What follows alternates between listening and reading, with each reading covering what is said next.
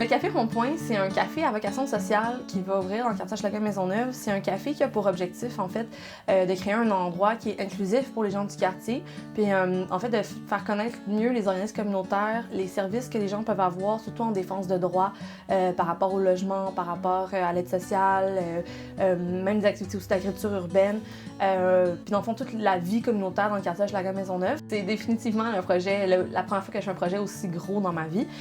Puis justement, moi et ma collègue Caroline puis ma collègue Chanel, c'est comme vraiment un projet de vie en fait qu'on démarre. Quand je me mets dans un projet, je fais vraiment à 110%. Je suis une personne qui aime faire des choses. Genre, j'aime pas ça, rien faire chez nous. Je suis tout le temps en train de faire différents projets, puis c'est justement pour ça que comme j'ai des projets de grosse envergure aussi dans ma vie.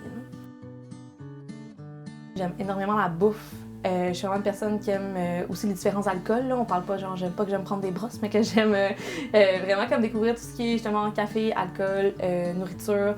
Je suis une personne aussi qui aime tout ce qui est politique aussi. Je m'intéresse beaucoup à tout ce qui est projet social, à tout ce qui est conflit politique. Mon amour de la bouffe et tout ça, c'est comme c'est quelque chose qui m'a quand même toujours motivée. Je me suis toujours dit, ouvrir un café, ça serait vraiment le fun, mais pas. Je me disais toujours qu'un café en soi, c'était pas un projet assez comme complet pour moi. Une coopérative de travail, c'est un lieu, dans le fond, où est-ce qu'il n'y a pas un ou des patrons. C'est vraiment, dans le fond, un système d'autogestion. L'objectif, dans le fond, c'est que les travailleurs et travailleuses aient vraiment comme une emprise sur les décisions qui sont prises, que ce soit au niveau des salaires, de l'horaire, du fonctionnement. T'sais, les trois, on a vraiment vu que c'est quelque chose dans lequel on était vraiment à l'aise, puis qu'en fond, c'était comme si on était des poissons dans l'eau dans un café. Fait que finalement, c'est vraiment ça qui nous a amené à se dire que ce projet-là, on le partait pour de vrai, puis qu'on allait vraiment le faire.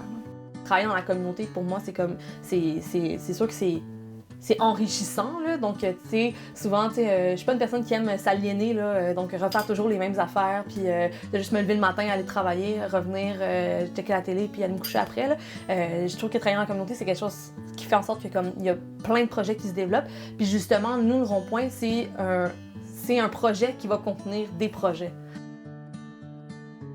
C'est vraiment un quartier dans lequel je me sens à ma place, là. C'est un quartier dans lequel j'adore en fait vivre, là. Ça fait plusieurs années que j'habite ici. Il y a vraiment une réappropriation de l'espace qui doit être fait par les gens qui sont précaires dans le quartier, je pense, là.